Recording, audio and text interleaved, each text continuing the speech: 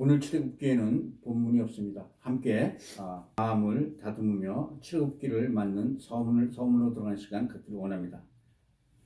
고속도로에 들어가면 엑시트라는 사인들이 많이 보이죠. 우리 집안에도 모두 건물에는 엑시트 사인이 있는데요. 이 엑시시라는 말은 라틴어에서 나온 말로 엑스 호도스로부터 나온 말입니다. 엑스는 아웃이라는 의미고요. 호도스는 길이라는 의미예요. 그러니까 나가는 길이라는 뜻이죠. 그런데 엑소더스, 어디서 많이 귀에 익은 목소리 단어 아닙니까? 엑소더스, 바로 성경에 출애굽기에 나오는 영어 단어 엑소더스가 바로 엑소더스에서 파생된 단어라는 거죠. 그렇다면 성경의 엑소더스는 어디로부터 빠져나간단 말일까요? 오직 자신들을 노예로 부리던 애국으로부터 탈출한 사건에만 국한되었던 이런 말일까요? 오늘 출애굽기를 시작하면서 그 첫 시간으로 출애굽기의 영적인 또 육적인 의미를 함께 살펴보고자 합니다. 이 출애굽기 서문을 통해 새해에도 우리들의 믿음에 많은 진보가 있으시기를 주 예수 그리스도 이름으로 축복드립니다. 아멘. 먼저 성경에서 출애굽기가 이스라엘 민족이 가지는 중요한 의미가 있어요.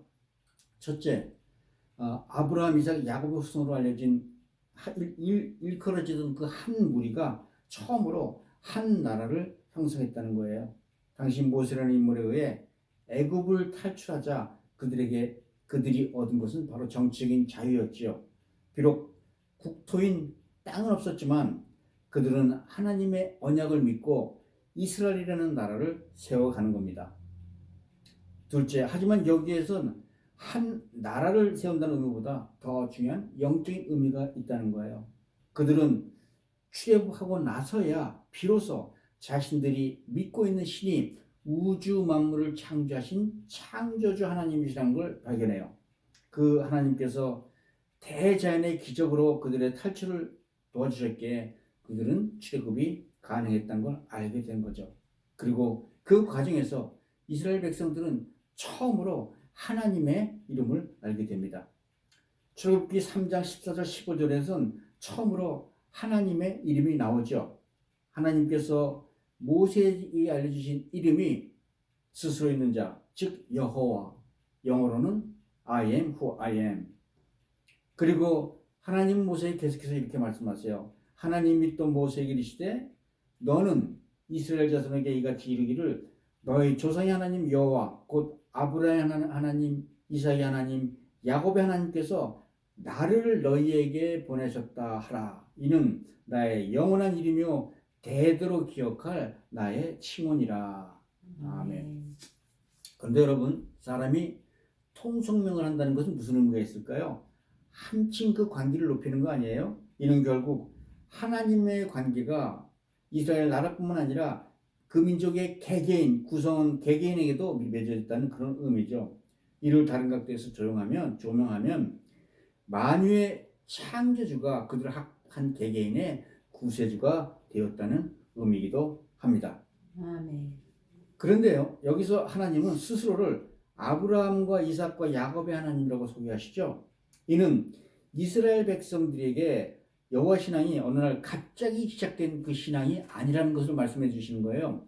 지금 자신들은 너무 오랜 세월이 지나서 잊어버렸지만 수백 년 전에 자신들의 조상인 아브라함 때부터 내려오는 믿음이라는 것이죠. 그래서 출애굽기를 이해하기 위해서는 분명히 창세기의 내용도 함께 알아가야 한다는 겁니다. 출애굽기는 창세기, 출애굽기, 레위기, 민수기, 신명기로 구성된 모세 5경 중에 한 권이에요. 그런데 이 중에 창세기만은 완전히 틀리죠. 나머지 4권은 모세가 출애굽하면서 당대에 기록한 책이지만 창세기만은 모세 이전의 일로 모세가 구전으로 내렸던 내용들을 쭉 정리하여 일일이 기록한 그런 책이에요. 그래서 모세오경의 서술연대는 그 출애굽하던 해부터 모세가 죽은 기원전 1400년 정도 사이가 되는 것이죠. 그런데 이 출애굽기의 첫 귀절은 그리고 이것들의 시작은 하며 쭉 이름을 나열하고 있습니다. 여기서 출애굽기는 이렇게 그리고라는 접속사로 시작한다는 것을 미뤄볼 때 이 출애굽기는 창세기로부터 연결된 책이라는 그런 뜻이겠죠. 그러면 여기서 출애굽기에 나오는 하나님과 창세기에 나오는 하나님은 어떤 관계에 있었을까요? 그렇습니다. 출애굽기는 일찍이 창세기에서 하나님께서 아브라함과 맺은 횃불 언약의 관계에서부터 시작한다는 거예요. 창세기 15장 13절부터 14절까지 보면 횃불 언약에 나오는 그 내용은 이렇습니다. 여호와께서 아브라함에게 이르시되 너는 반드시 알라. 네 자손이 이방에서 객이 되어 그들을 섬기겠고 그들은 400년 동안 네 자손을 괴롭히리니 그들이 섬기는 나라를 내가 징벌할지며 그 후에 네 자손이 큰 재물을 이끌고 나오리라. 아멘. 예, 여기서 400년이라 하면 당시 보통 수명이 100년 정도 되는 걸로 볼 때 한 4세대를 가리키는 거죠. 이는 이 야곱의 아들 레위로부터 시작해서 고핫, 아므람 그리고 모세와 아론의 형제로 이어지는 이렇게 4대를 뜻하는 것이겠죠. 즉 하나님은 이미 400년 전에 모세 때 아브라함의 자손 이스라엘의 자손이 애굽으로부터 탈출할 것을 계시하셨다는 그런 것입니다. 이는 여러분 창세기가 마무리되고 출애굽과 다시 시작하기까지 400년이나 되는 시간이 걸렸다는 것을 의미하는 것이죠. 그렇다면 여러분 하나님은 왜 이 400년 동안 이스라엘 백성을 모른 척하고 지내셨을까요? 우리는 왜 하나님께서 이 400년 동안이나 묵묵히 계셨는지 그 이유를 정확히 알지는 못합니다. 그런데 성경에서 이렇게 하나님께서 아무런 계시를 주지 않으시고 묵묵히 계시는 400년의 세월이 또다시 한번 등장합니다. 예, 바로 이스라엘이 바벨론에게 멸망을 당한 후에부터 예수님이 태어나시기 때까지 그 400년 동안의 세월이 걸리죠. 그때도 하나님은 이스라엘 백성들에게 아무런 계시도 주지 않으세요. 그리고 마침내 이 400년의 공백 후에 하나님은 우리들에게 예수 그리스도를 보내주셨던 거죠. 마찬가지로 하나님은 이 400년이라는 공백이 끝나자 이스라엘 백성들에게 바로 모세라는 인물을 보내주셨어요. 하나님은 이 모세를 통해 이스라엘의 백성을 구원하시기로 결정하셨던 것이죠. 마치 예수님을 통해 온 인류를 구원하시기로 결정하셨던 것처럼 그렇습니다. 이런 하나님의 팀work 속에서도 하나님은 우리의 인간의 구원하시는 일을 진행하고 계시는 줄 믿습니다. 아멘. 그러면 하나님께서 이 출애굽기를 쓰시게 한 목적은 무엇이었을까요? 예, 창세기가 인류의 시작에 관한 책이라면 출애굽기는 바로 인류 구원에 관한 책이라는 거예요. 창세기의 근거를 둔 출애굽기는 출애굽 이후 40년 동안 벌어질 광야 생활의 서막이라고 할 수 있습니다. 그러다 보니 출애굽기는 오늘날 신약 시대와도 밀접한 관계를 이어가는 영적인 사건들로 가득해요. 그 대표적 사건이 출애굽 이후에 시내산을 중심으로 그 절정을 이뤄 나가죠. 그 중에 이 2대 큰 사건이 있는데요. 그것이 바로 율법 제정 사건과 성막 사건이에요. 이 두 사건으로 인해 이스라엘은 비로소 창세기적 족장의 역사와 수치로운 노예민족의 역사에서 벗어나 어엿한 하나님의 신정 국가로서 역사 속에서 공식적으로 출범하게 되는 거죠. 예, 이스라엘은 이제 비천한 노예 족장 사회에서 온 세상에서 하나님의 구원 계획을 선포하기 위해 특별히 장자로 선택된 제사장의 나라가 되었다는 그런 의미입니다. 그래요. 모세는 오랜 세월이 지나도 언약을 잊지 않고 지키시는 이런 신실하신 하나님을 증거하려고 이 책을 써요. 그 중에서도 출애굽기는 바로 그런 사실을 애굽과 시내산을 주요 무대로 삼아 서술한 책이죠. 무엇보다도 6월절 사건으로부터 애굽을 탈출한 이스라엘 백성들은 홍해가 갈라지는 기적으로 출애굽에 성공을 해요. 그리고 이어서 시내산에서 제정된 율법과 성막은 이스라엘을 한 국가로 출범시키는 헌법적 토대가 되는 것이죠. 이렇게 율법과 성막은 신정국가 이스라엘을 영원한 하나님의 나라의 예표로서 제시된 그런 사건이었었어요. 또한 유월절에 어린 양의 피로 구원을 받는 하나님의 유월절 이 출애굽 사건은 후에 예수 그리스도의 십자가의 사건을 통해 이루어지는 구속사적인 핵심 사건의 예고편이 되었던 것이죠. 그러므로 우리 그리스도는 여기서 한 가지 중요한 구원의 철칙을 발견할 수 있어야 합니다. 많은 그리스도인들은 구원을 얻으려면 먼저 율법, 즉 성경 말씀을 잘 지켜야 구원 얻는 것으로 알고 있죠. 그러나 출애굽기에서는 이렇게 말하지 않는다는 거예요. 먼저 구원을 받고 후에 율법을 잘 지켜나감으로 하나님께 감사하는 삶이 바로의 성도의 삶이라는 것이죠. 율법을 잘 지켜 구원받는 게 아니란 거예요. 그래서 흔히 구원의 순서에 대해 이렇게들 얘기합니다. 홍해가 먼저고 신의 상은 나중이다. 신약 성경에 들어오면 더 확실해지죠. 하나님께서 먼저 우리를 은혜로 구원하시고 후에 우리더러 성결하게 살라고 요구하신다는 거예요. 물론 신약에서는 이 구약의 율법의 자리에 하나님 사랑과 이웃 사랑이 그 자리를 대신 차지하고 있죠. 그리스도의 은혜로 구원을 선물로 받았으니 하나님의 사랑을 이 세상에 실천하는 것이 바로 성도의 삶이란 겁니다. 그래서 출애굽기는 말씀이 먼저냐 구원이 먼저냐 하는 그런 민감한 구원의 순서를 정확하게 정리해 줍니다. 그러나 기억하시기 바랍니다. 하나님께서 이스라엘 백성을 구원하신 이유는 그들로 하나님을 섬기게 하게 함이니라. 마찬가지로 하나님께서 나와 우리를 구원하신 이유도 나와 우리로 하나님을 섬기게 하려 하심인 줄 믿습니다. 아멘. 그러면 이제 출애굽기를 통해 볼 수 있는 주제의 특징들에는 어떤 것이 있을까요? 첫째가 창세기가 창조주 하나님과 피조물과의 인류와의 관계와 기원, 족장들의 역사를 기록한 책이라면 출애굽기는 이스라엘 12지파의 선민의 탄생과 구속 그리고 그 율법적 제사와 그 기원에 관한 역사를 보여주는 책이라는 겁니다. 둘째, 출애굽기는 모세 오경의 전체 내용을 이해하는 아주 가교 같은 역할을 하는 핵심적인 책이 될 것이고, 셋째, 출애굽기는 구약의 어느 책보다도 신약과 밀접한 관계를 맺고 있는 책으로 그리스도의 성품과 사역에 관한 모형적인 사건들이 번번이 일어나고 있는 바로 그런 계시의 책이라는 겁니다.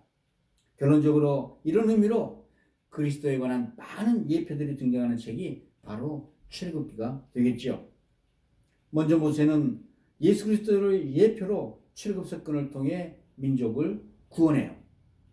바로의 핍박이나 홍해를 건너는 모든 일들이 바로 예수 그리스도의 고난과 기적을 상징하는 일이죠. 그리고 시내산 아래서 건축되는 성막은 하나님의 나라, 즉 오늘날의 우리 교회의 예표가 되는 것이에요. 특별히 출애굽기에는 수많은 개별적인 사건이 등장합니다. 유월절 사건, 만나 사건, 반석에서 벌어진 생수 사건, 뱀 지팡이 사건, 여러 사건들을 모두 이런 구속사적으로 중대한 사건들이에요. 또한 이스라엘의 12지파는 신약시대 그리스도의 12제자나 12사도의 사도를 연상시키기도 충분하죠. 그리고 모세가 부름받기 전에 40년간 미디안 광야 연단은 공생애 전에 40일간 광야에서 연단받으신 우리 예수 그리스도의 모습과 일맥상통합니다. 이런 사건들은 영적으로 예수 그리스도의 구속 사건을 이해하는데 아주 필수적이기도 합니다.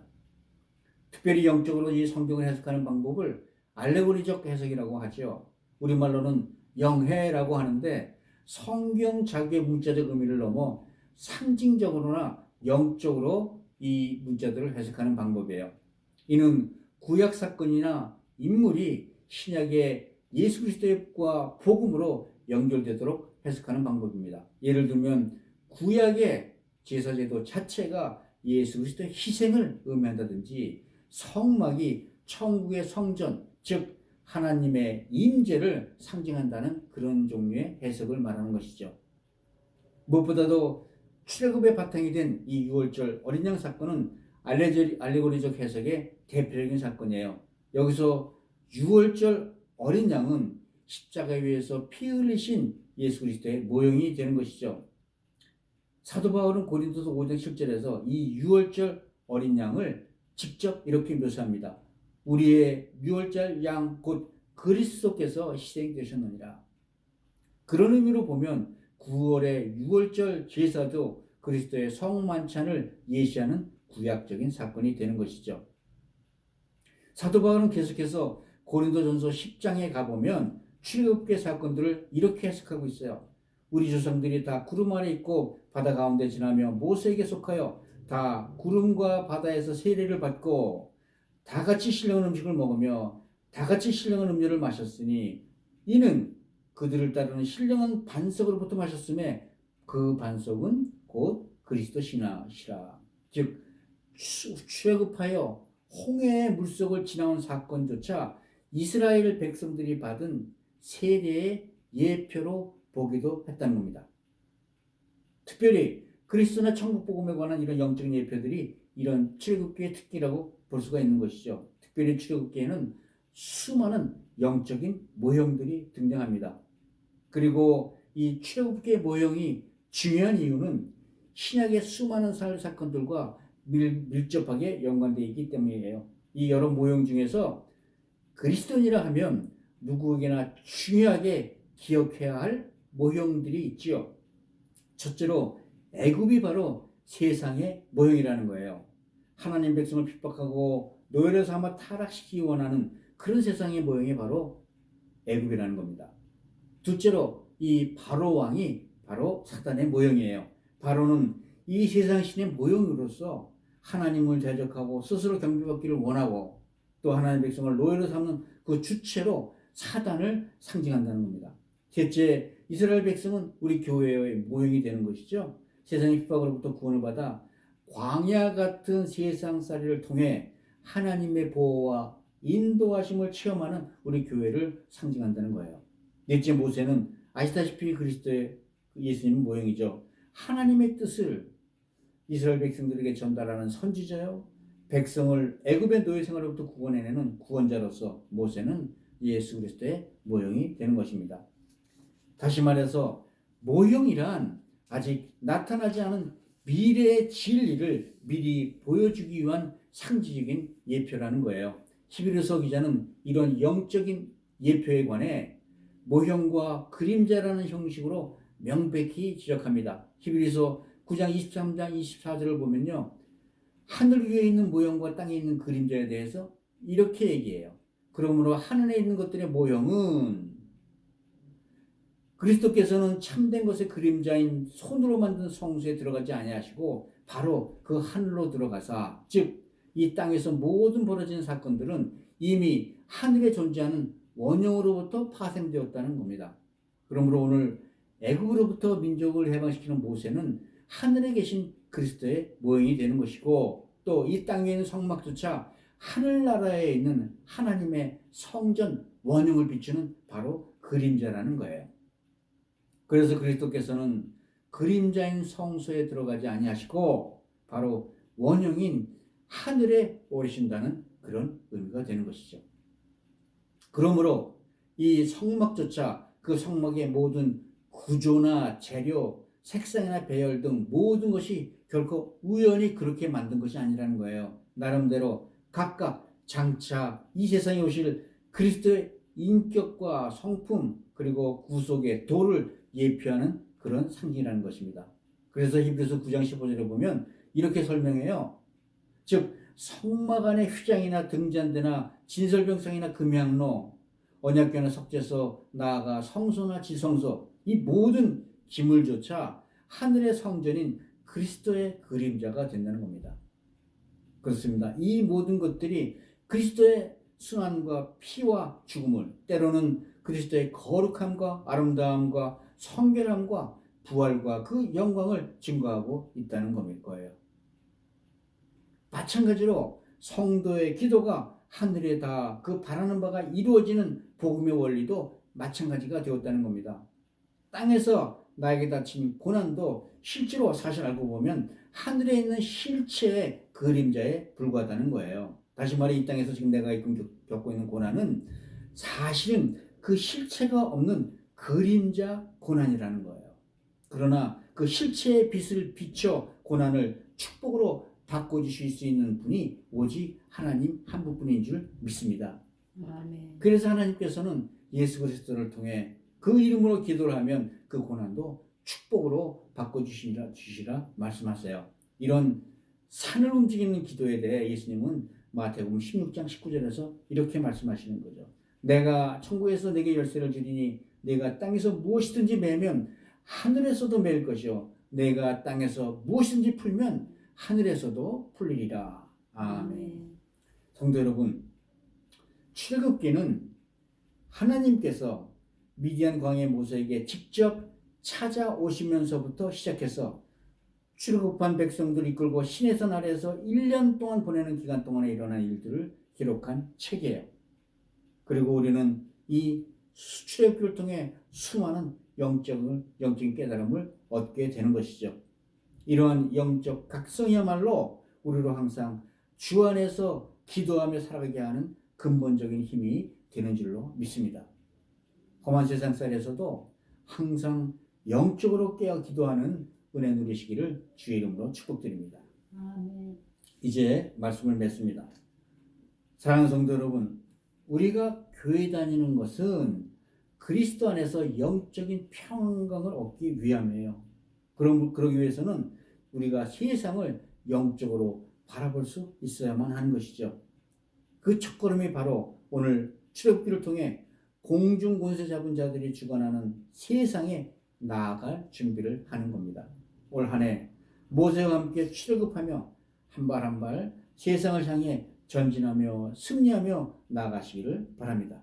아멘. 그 발걸음 걸음마다 그리스도의 은혜가 함께 해주실 줄 믿습니다. 아멘. 그리스도로 무장하여 항상 승리해 나가는 우리 모두가 되시기를 우리 주 예수 그리스도 이름으로 축복드립니다.